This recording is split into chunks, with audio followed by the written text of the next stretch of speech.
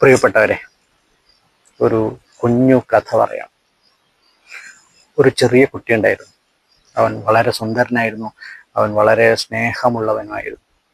അവൻ എങ്ങനെയോ ഒരു 300 രൂപ സംഘടിപ്പിച്ച് അവൻ ഏറ്റവും പ്രിയപ്പെട്ട ഒരു നായക്കുട്ടിയെ വാങ്ങാൻ വേണ്ടി കടയിലേക്ക് പോയി. അവൻ ഓടിച്ചെന്ന് കടയിലെ എല്ലാ നായ്ക്കുട്ടികളെയും കണ്ടു. അവന് വലിയ സന്തോഷമായി.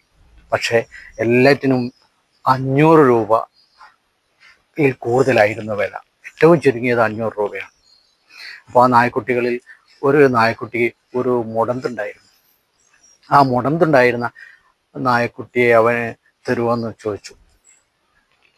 പൈസ കൊടുക്കാമെന്ന് അവൻ പറഞ്ഞു. 300 രൂപ കൊടുക്കാമെന്ന് അവൻ പറഞ്ഞു.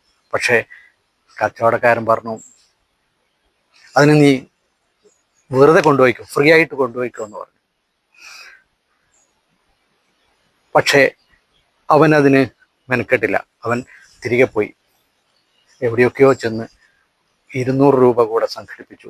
500 രൂപയാക്കി. അവൻ വളരെ സന്തോഷത്തോടു കൂടി കച്ചവടക്കാരനെ സമീപിച്ചു. എന്നിട്ട് അവൻ പറഞ്ഞു, ഇതാ 500 രൂപ, ഇതാ എനിക്കൊരു നായക്കുട്ടിയെ തരും, നിനക്ക് ഇഷ്ടമുള്ളത് എടുക്കാമെന്ന് പറഞ്ഞപ്പോൾ അവൻ പറഞ്ഞു, എനിക്ക് ആ മുടന്തുള്ള നായക്കുട്ടിയെ മതി. അപ്പോൾ കച്ചവടക്കാരൻ ചിരിച്ചുകൊണ്ട് ചോദിച്ചു, എന്തിനാ കുഞ്ഞാ നീ ഇങ്ങനെ വാശി പിടിക്കുന്നത്?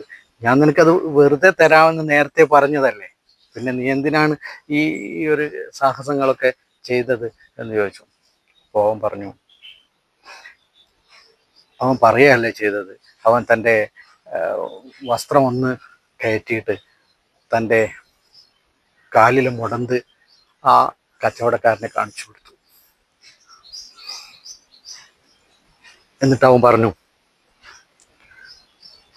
മനുഷ്യർ എല്ലാം തികഞ്ഞവരല്ല, എന്തെങ്കിലും ചില ന്യൂനതകളൊക്കെ ഉണ്ടാവും. പക്ഷേ അതുകൊണ്ട് അവരെ വില കുറച്ച് കാണരുത്. ആ കുഞ്ഞ് ആ കച്ചവടക്കാരനെ പഠിപ്പിച്ച വലിയ പാഠം അതായിരുന്നു. കഥ ഇവിടെ പൂർണ്ണമാവും.